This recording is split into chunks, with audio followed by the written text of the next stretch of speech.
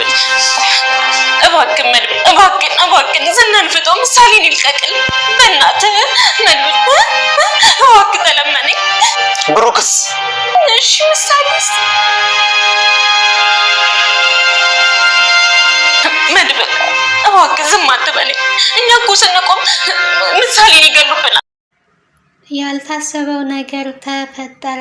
ዝና ምሳሌን መደራደሪያ አድርጎ ተፈታ።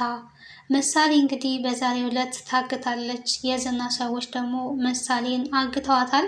ምሳሌን ያገቷት ዝናን ለማስፈታት እንዲረዳቸው ስላሰቡ ምሳሌን እንግዲህ ሌሊት ከቤት ወስደዋታል።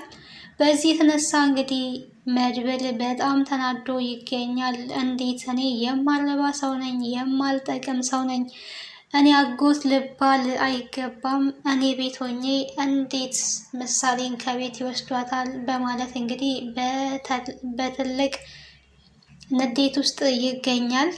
ዝና እንግዲህ እንዳሰበው ተሳክቶለት ተፈቷል ማለት ነው። በጣም ነው የሚያሳዝነው። ዝና መፈታት አልነበረበትም። ስለ ብሩክ ሳይናገር እንግዲህ ዝና ተፈታ ማለት ነው። ምንም ብታደርጉኝ አልናገርም፣ እኔ አንድ ሰው አይደለሁኝም፣ ብትለቁኝ ይሻላል ባለው መሰረት እንደፎከረው አድርጓል ማለት ነው። ሰላም ጤና ይስጥልኝ ውድና የተከበራችሁ ቤተሰቦች እንዴት አላችሁ? በያላችሁበት ሰላማችሁ ይብዛልኝ። ለዚህ ቻናል አዲስ ከሆናችሁ ሰብስክራይብ፣ ላይክ፣ ሼር እያደረጋችሁ ቤተሰቡ ነው። ተወዳጁን ምሳሌ ድራማ እነሆ ብለናል ወደ እናንተ በክፍል 91 መተናል። በመግቢያው ላይ እንደተመለከታችሁት ቅድስት እንግዲህ ዝናን ስትማጸን ነበረ። እባክህ ያደራ ልጄን ፍታልኝ፣ እባክህ ዝና፣ እሷ ምንም አታውቅም፣ የምታውቀው ነገር የለም፣ እባክህ ፍታልኝ፣ ያደራ ልጄ ናት እያለች እየተማጸነች እግሩ ላይ ወድቃ ትገኛለች። ነገር ግን ዝና ሊሰማት ፈቃደኛ አልነበረም። ዝና እያለ የነበረው ምሳሌን በህይወት ማግኘት ከፈለጋችሁ እኔ መፍታት አለባችሁ፣ እኔ መፈታት አለብኝ፣ ከዛ በኋላ እሷን በህይወት ማግኘት ትችላላችሁ። እኔ ካልተፈታውኝ ግን አባትና ልጅ ወደ ሞት ጎዳና እያመሩ ነው። ስለዚህ ምሳሌ በህይወት መገኘት ከፈለጋችሁ እኔ መፈታት አለብኝ እያለ እንግዲህ አሻፈረኝ እያለ ይገኛል። ቅድስት በጣም ታነባለች። መድብልንም እባክህ ፍታው እያለች እየለመነች ነበረ። በመጀመሪያ እንግዲህ ቤት ውስጥ ሳያዩ ነበረ አጋቹ ወደ ቤት እየገባው። አጋቹ ወደ ቤት ሲገባ እንግዲህ ምሳሌን ለመውሰድ ነው የገባው። መድብል የሆነ ሰዓት ላይ ተነስቶ ነበረ። አጋቹ ግን እሱ በማይበት ቦታ ተደብቆ ነበር። መድብል እንግዲህ ተመልሶ ከተኛ በኋላ ምሳሌን ከቤት ይዘው ወጥተዋል። በጣም ነው የሚያሳዝነው። ምሳሌን እንግዲህ መደራደሪያ ነው እያደረጓት። ምንም በማታውቀው ምሳሌ ታግታ ትገኛለች። እንዲሁም መድብልን ደውለው እንግዲህ አቶ ካሌብ ሞሲሳ ምሳሌ እኛ ጋር ናት ያለችው፣ አሁን በ5 ደቂቃ ውስጥ ዝናን ፈተክ የማትለቀው ከሆነ መርዝ የተነሰነሰበት ምግብ አቅርበንላታል፣ ከ5 ደቂቃ በኋላ ልታገኛት አትችልም፣ ውሳኔው ያንተ ነው፣ ሞትና ህይወት በእጅ ነው ያለው በማለት እንግዲህ አቶ ካሌብ ሞሲሳም ደውሎ የማያውቀው ምሳሌን በእጃቸው ካስገቡ በኋላ ደውሎለታል ማለት ነው። የነፃነታችን ቀን ደረሰ እያለች ሉላም በደስታ ፍንድቅድቅ እያለች ነበረ። ነገር ግን ደስታቸውን ወደ ሀዘን ቀይረውባቸዋል ማለት ነው። እዚህ ወረቀት ላይ መፈረም አለበት፣ የፍቺ ወረቀት ላይ ፈርሞ ነፃነቴን ማሳወጅ አለብኝ ስትል የቆየችው ሉላም ያላሰበችው ነገር ነው የገጠማት። ነፃነቷን ሳታውጅ እንደ በፊቱ ምሳሌ ታግታለች። ዝናም አሁን ላይ ወጥቷል። የዝና መፈታት ደግሞ ኤፍራታንም አስፈርቷል። መድብልን ደግሞ እጅጉን በጣም አበሳጭቷል። ምሳሌን እንግዲህ ለማሳገት መሀሌትም እንደተባበረች ይታወቃል ማለት ነው። መሀሌት ምሳሌ በመታገቷ በጣም ተደስታለች። ኤፍራታና መሀሌት ተኝተው በነበሩበት እንግዲህ እነሱ ጋም ካሌብ ሞሲሳ ያዘጋጀው አጋዥ ቤት ገብቶባቸው ነበረ። ምክንያቱም ኤፍራታ አሳልፋ ስለሰጠች ዝናን ወንድሜን አሳልፈች ሰጠሽ በህይወት የምትኖሪ አይምሰልሽ ዋጋ ትከፍያለሽ በማለት እነሱንም የሚያስፈራራቸው ሰው ወደ ቤት ገብቶባቸው ነበረ። መሀሌት ግን ማነክ አንተ ምንድነክ ምንፈልገ ነው እባክህ ተወን እያለች ስትማጸን እና ስትለፈልፍ ቆይታ ነበረ። አጋቹ ግን ምንም አይነት መልስ ሊሰጣት አልወደደም፣ ዝም ነበረ እያላት። በዚህ እንግዲህ ማነክ እባክሽ አድኝኝ መሀሌት እያለች ኤፍራታም እህቷን እየተማጸነች ነበረ። እህትሽ አይደለው አድኝኝ፣ ወዴት ሊወስዱኝ ነው ትል ነበር። ምክንያቱም አጋቹ ቀጥታ ወደ ቤት እንደገባ ኤፍራታን ጎትቶ ይዞ መውጣት ነበር የፈለገው። ምንድናችሁ ማናችሁ እያለች እንግዲህ ተዋት እህቴን እያለች መሀሌትም እየለፈለፈች ነበር ማለት ነው። ቀጥታ እንግዲህ ካሌብ ሞሲሳ ወደ መሀሌት ጋር ደውሎ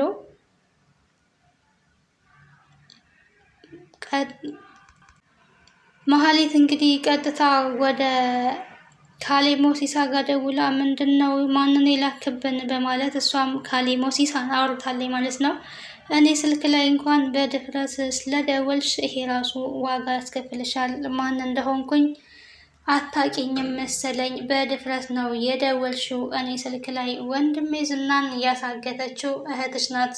እሱ ያለበትን ቦታ የማትነግረን ከሆነ ሁለታችሁም ትሞታላችሁ፣ ሁለታችሁም ነው የምገላችሁ እያለ እንግዲህ እየፎከረባቸውና እየዛተባቸው ይገኛል።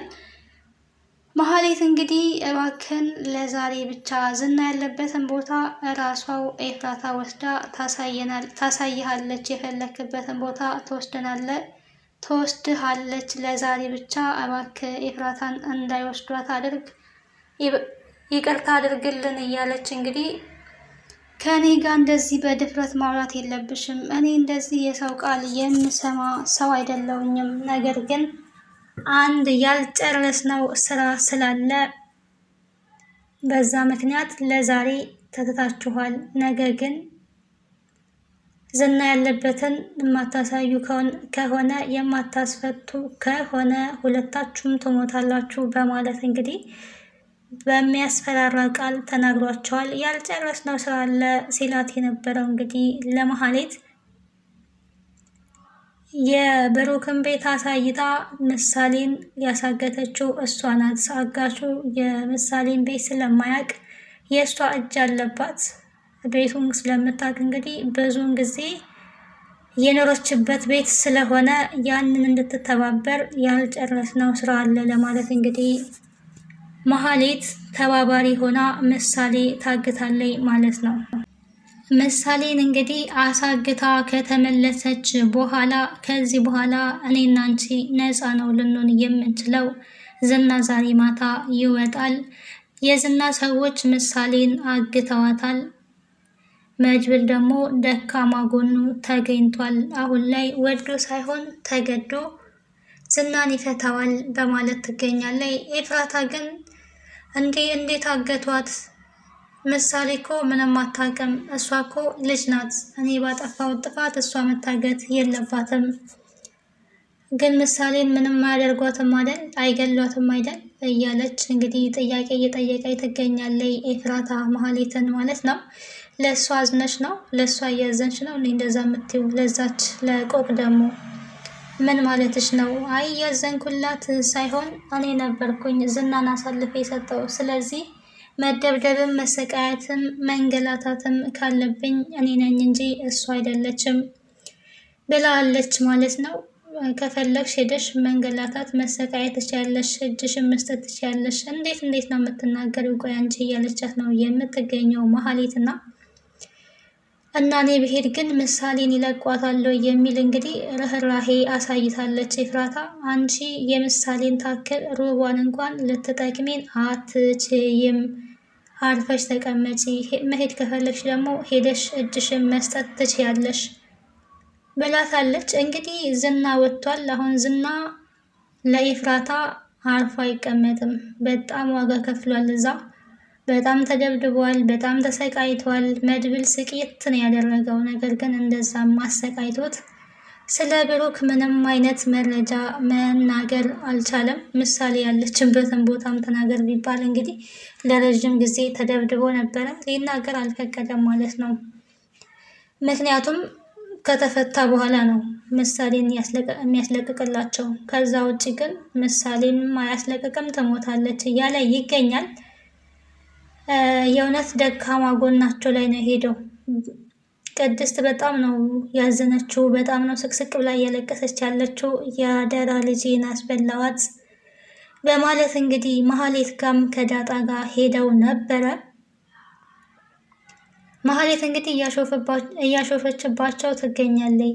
እንኳን ደህና መጣችሁ ትመጣላችሁ ብዬ ጠብቄ ነበረ፣ ሻይ ቡና ቁጭ በሉ እያለች ሙድ እያዘችባቸው ነበር ማለት ነው። ወንፈሏን መልሳለች።